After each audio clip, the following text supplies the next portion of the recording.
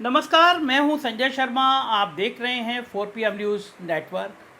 Video शुरू होने से पहले एक रिक्वेस्ट आपसे, ये जो आप साइट पे देख रहे हैं ये हमारी फेसबुक के लिंक हैं। फेसबुक पे अगर आप हमें फॉलो करेंगे तो आपको हमारे सारे वीडियो मिलते रहेंगे। ये 4PM का ट्विटर अकाउंट और ये मेरा पर्सनल ट्विटर अकाउंट, अगर आप फॉलो करेंगे तो हम आपके आभारी होंगे। आज के वीडियो की शुरुआत करता हूँ और एक ऐसी दर्दनाक खबर से करता हूँ जो आपको दहला रही होगी, लेकिन देश की मेन स्ट्रीम मीडिया जो खुद को कहती है उससे गायब है। गोदी मीडिया में दिख नहीं रहा कि देश का एक राज जल रहा है। एक कविता है, दूर बैठकर ताप रहा आग लगाने वाला, दूर बैठकर ताप रहा है आग लगाने वाला, मेरा देश जल रहा कोई नहीं है बुझाने वाला, पंच बना बैठा है घर में फूट डालने वाला, मेरा देश जल रहा कोई नहीं है बुझाने वाला। ये पंक्तियाँ हिंदी साहित्य के मशहूर कवि शिव मंगल सिंह सुमन जी की हैं, लेकिन मणिपुर के वर्तमान हालातों पर ये पंक्तियाँ एकदम सटीक बैठ रही हैं। पिछले काफ़ी दिनों से मणिपुर जल रहा है। ठीक 22 साल पहले यानी 2001 में भी मणिपुर जल रहा था। यहाँ तक कि हाई कोर्ट जल रहा था, विधानसभा जल रही थी, पूरी की राजधानी राज्य की इम्फाल जल रही थी। तब देश में भाजपा की सरकार थी और प्रधानमंत्री थे अटल बिहारी वाजपेयी। आज 22 साल बाद मणिपुर फिर से बुरी तरह जल रहा है और फिर से देश में भाजपा की सरकार है और प्रधानमंत्री हैं नरेंद्र मोदी, जो मणिपुर के जलने पर एक भी शब्द अपनी ज़बान से खर्च नहीं कर रहे हैं, बल्कि क्या कर रहे हैं हम और आप अच्छी तरह से देख रहे हैं। देश के यशस्वी प्रधानमंत्री जी पूरी तरह से चुप्पी साधे बैठे हैं, जबकि ये वो ही युग पुरुष प्रधानमंत्री जी हैं जिन्होंने सिर्फ एक फ़ोन कॉल करके रूस और यूक्रेन के बीच छिड़े युद्ध को रुकवा दिया था। मैं यकीन नहीं हो मेरी बात का तो गोदी मीडिया के चैनल उठा के देख लीजिएगा, सुधीर चौधरी को देख लीजिएगा, अंजना ओम कश्यप को देख लीजिएगा, रूपका लियाकत के शो देख लीजिएगा, आपको पता चल जाएगा। रूस और यूक्रेन के युद्ध को एक फ़ोन पर रुकवा दिया था, लेकिन मणिपुर जल रहा है। एक महीने से ज़्यादा समय से हिंसा की आग में जल रहे मणिपुर में हिंसा के चलते साहब का फ़ोन लग नहीं पा रहा है। इसलिए देश का एक राज हिंसा की आग में धधक रहा है। लेकिन साहब कभी चुनाव में जीत हासिल करने के लिए खुद को देने वाली गालियां गिन रहे होते हैं, तो कभी अमेरिका जाने की अपनी पैकिंग करने में व्यस्त होते हैं। मणिपुर जल रहा है तो जले, लोग मर रहे हैं तो मरे, उन्हें क्या। देश के चैंपियन पहलवान भी तो कई महीनों से सड़क पर बैठ के अपने के लिए इंसाफ की भीख मांगते रहे, कभी नहीं ध्यान दिया उन पर साहब ने। किसान आंदोलन में सैकड़ों किसान मर गए, मगर ध्यान नहीं दिया साहब ने, तो फिर मणिपुर पर ही क्यों ध्यान दें, वो भी तब जब वहाँ तो चुनाव हो ही चुके हैं, होने तो है नहीं हाल ही में। इसलिए साहब पूरी तरह से इस पूरे मामले पर चुप्पी साधे हुए हैं और मणिपुर जल रहा है, लेकिन वो दूर बैठकर उस आग को ताप रहे हैं। आप सोचिए, मणिपुर में कुकी और मैती समुदाय के बीच आरक्षण को लेकर पिछले लंबे वक्त से जातीय हिंसा जारी है, जिसमें अब तक 120 से ज़्यादा लोगों की जान जा चुकी है। हजारों लोगों को अपने घर छोड़ने पर मजबूर होने पड़ा। राज्य सरकार ने अफवाहों को फैलाने से रोकने के लिए 11 जिले में कर्फ्यू लगा दिया, इंटरनेट सेवाएं रोक दी गईं। आलम यह है कि इम्फाल में स्थित दुनिया का एकमात्र माँ मार्केट में पूरी तरह से सन्नाटा पसरा हुआ है। इम्फाल का एमा कैंटल यानी माँ मार्केट 500 साल पुराना है। यह दुनिया का एकमात्र ऐसा मार्केट है जिसे सिर्फ महिलाएं संचालित करती हैं। यहाँ तकरीबन 5000 महिलाएं दुकानदार हैं। यूँ तो इस बाज़ार में चहल पहल रहा करती थी, लेकिन अब हालात ये हैं कि महिला दुकानदार लोगों से निवेदन कर रही हैं कि वो खरीद लें, इसके बदले वो आधे पौने दामों में अपना माल बेचने को तैयार हैं। मैं ये भी याद दिला दूं, ये वो मणिपुर है जहां कर्नाटक चुनाव को निपटाने के बाद देश के गृह मंत्री और वर्तमान समय में सबसे बड़े चाणक अमित शाह लगभग 3 दिनों तक डेरा डाला रहे थे और उसके बाद उन्होंने मणिपुर में हिंसा रोकने और माहौल के सुधरने की बात कही थी। हालांकि ये बात अलग है कि उनके इस दम्भ के बाद प्रदेश में आए दिन हिंसा की आग और भी भड़कती जा रही है। अब तो आलम यह है कि प्रदेश में नेताओं, विधायकों और मंत्रियों को भी निशाना बनाया जा रहा है और उनके घर पर भी हमले किए जा रहे हैं।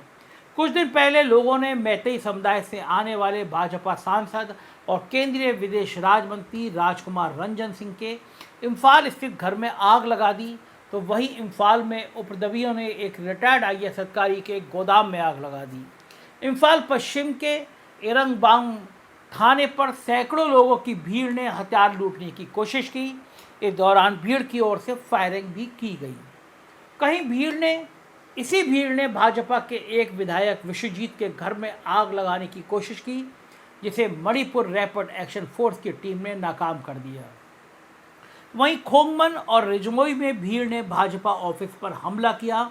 इसके अलावा इम्फाल के पोरमपेट में भीड़ ने भाजपा की महिला अध्यक्ष शारदा देवी के घर में तोड़फोड़ करने की कोशिश की। तो वहीं इम्फाल में पैलेस कंपाउंड में करीब 1000 लोगों की भीड़ कंपाउंड को जलाने के लिए आई, लेकिन RAF के जवानों ने आंसू गैस के गोले दागे और रबर की गोलियां चलाईं, जिसके बाद भीड़ वहां से हटी। इसके अलावा विष्णुपुर जिले के काकटा और चुरानपुर जिले के कंगवई ऑटोमेटिक हथियारों से गोली चलाते हुए लोग नजर आए। वहीं सेना ने भी एक बयान जारी करके बताया कि 18 और 19 जून की रात को ही गोलीबारी में सेना के एक जवान घायल हुआ है। सेना की तरफ से ट्वीट किया गया, जिसमें बताया गया कि 18 जून की देर रात कांतो संबल से चिंगमंग गांव की तरफ अचानक से गोलीबारी शुरू हुई। इलाके में ग्रामीणों की मौजूदगी को देखते हुए सेना के जवानों ने इसका जवाब दिया। इस दौरान सेना के एक जवान को गोली लगी और वो घायल हो गया, जिसे मिलिट्री अस्पताल में भर्ती कराया गया, जहां उसकी हालत अभी स्थिति उसकी नाजुक है। यानी मणिपुर में आए दिन हालात लगातार बिगड़ते जा रहे हैं और प्रदेश के अलग अलग हिस्सों में आए दिन हिंसा की आग बढ़ती जा रही है, लेकिन राज्य और केंद्र सरकार इस हिंसा को रोकने में पूरी तरह से नाकाम साबित हो रही हैं। मुख्यमंत्री N वीरेंद्र सिंह का कहना है कि अब मैं सुरक्षा को लेकर एक समीक्षा बैठक करने जा रहा हूं। ये कैसे हुआ, भविष्य में कैसे रोका जा सकता है, इस तरह की चीज़ों को तुरंत रोकना चाहिए। मुख्यमंत्री जी, आपको इतने दिनों बाद ये बात याद आ रही है, तो वहीं प्रधानमंत्री जी ने तो इस पूरे मामले पर एक भी शब्द बोलने की मनाही कर रखी है, तैयारी नहीं है साहब एक शब्द बोलने को। मणिपुर में कानून व्यवस्था पूरी तरह फेल हो चुकी है। पिछले 20 दिन में मणिपुर के कई मंत्रियों और विधायकों के घरों पर हमले की घटनाएं लगातार सामने आ चुकी हैं और अभी तो लगातार माहौल हिंसात्मक ही बना हुआ है। राज्य के लगातार बिगड़ते हालातों को देखते हुए पूर्व आर्मी चीफ VP मलिक ने प्रधानमंत्री मोदी, गृह मंत्री अमित शाह और रक्षा मंत्री राजनाथ सिंह से दखल देने की अपील की है। इससे पहले retired lieutenant general LG Nishikant Singh ने ट्वीट करके राज्य के हालात सीरिया और लेबनान जैसे बताए थे। इसी को लेकर VP मलिक ने ऐसा बयान दिया है। Retired lieutenant general L Nishikant Singh ने लिखा कि मैं मणिपुर का एक साधारण भारतीय हूं जो सेवानिवृत्त जीवन जी रहा हूं।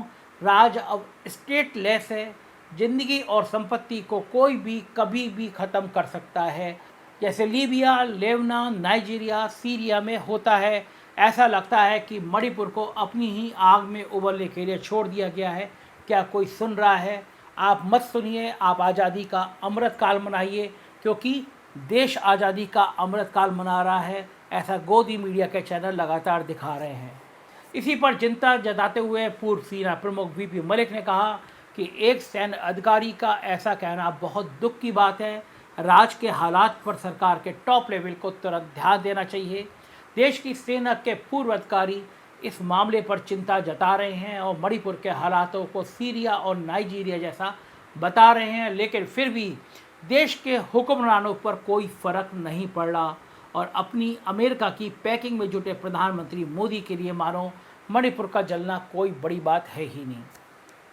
मणिपुर हिंसा में अब तक 100 से ज़्यादा लोगों की मौत हो चुकी है, 320 से ज़्यादा लोग घायल हैं और 47,000 से ज़्यादा लोग 272 राहत शिविरों में रहने को मजबूर हैं। वहीं अगर हिंसा की वजह की बात की जाए तो मुद्दा मैतेई आरक्षण को लेकर है। दरअसल राज्य में हिंसा मैतेई और कुकी समुदाय के बीच जारी है।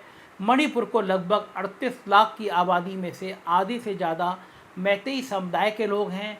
कुछ एक आंकड़े के मुताबिक मैतेई की आबादी लगभग 53% है, जो ज़्यादातर इम्फाल घाटी में रहते हैं, जबकि आदिवासी नागा और कुकी समुदाय आबादी का 40% हिस्सा है और वो पहाड़ी ज़िलों में रहते हैं। मणिपुर के लगभग 10% क्षेत्रफल में फैली इम्फाल घाटी में मैतेई समुदाय बहुल है। हाल ही में मणिपुर हाई कोर्ट ने राज्य सरकार को मैतेई समुदाय को अनुसूचित जनजाति में शामिल करने पर विचार करने के लिए आदेश जारी किए हैं। मैतेई समुदाय के लोगों का तर्क है कि 1949 में भारतीय संघ में विलय से पूर्व उन्हें रियासत काल में जनजाति का दर्जा प्राप्त था।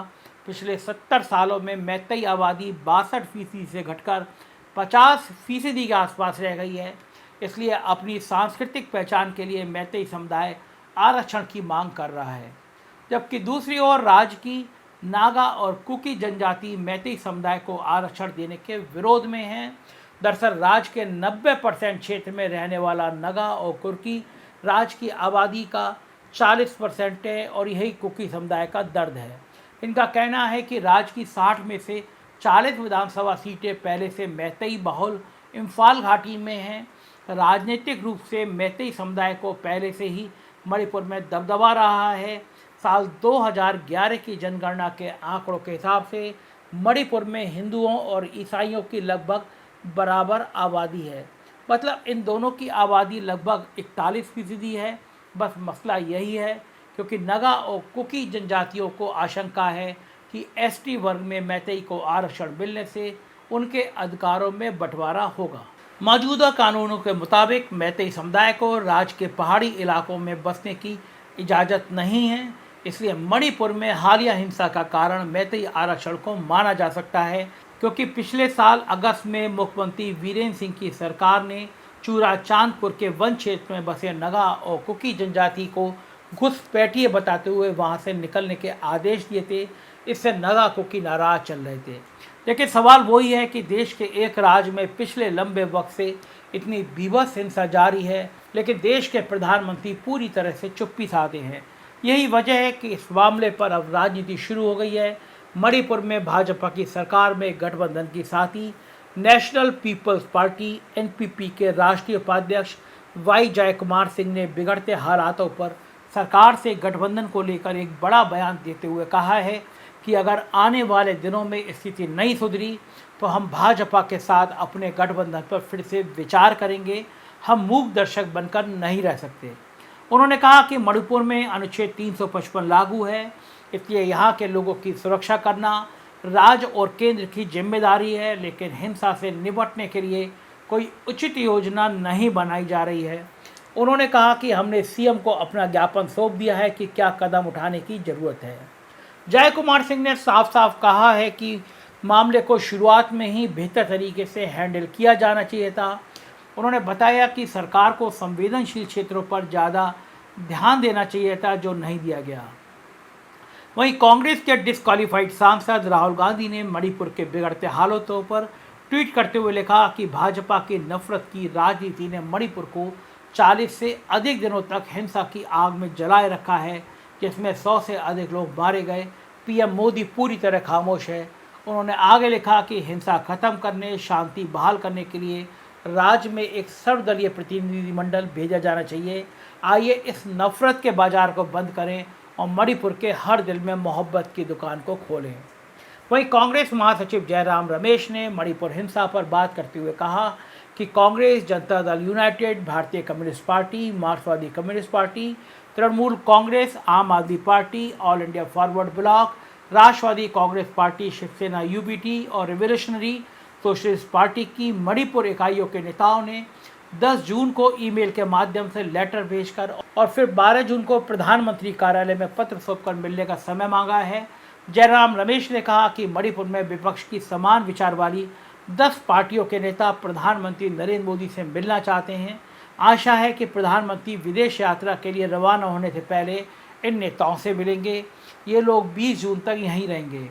कांग्रेस नेता ने 22 साल पहले की याद दिलाते हुए कहा कि 22 साल पहले भी मणिपुर जल रहा था और उस समय सभी पार्टियों ने तत्कालीन प्रधानमंत्री अटल बिहारी वाजपेयी से मिलने का आग्रह किया था। इसके बाद सर्वदलीय प्रतिनिधि मंडल वाजपेयी से 2 बार मिला था।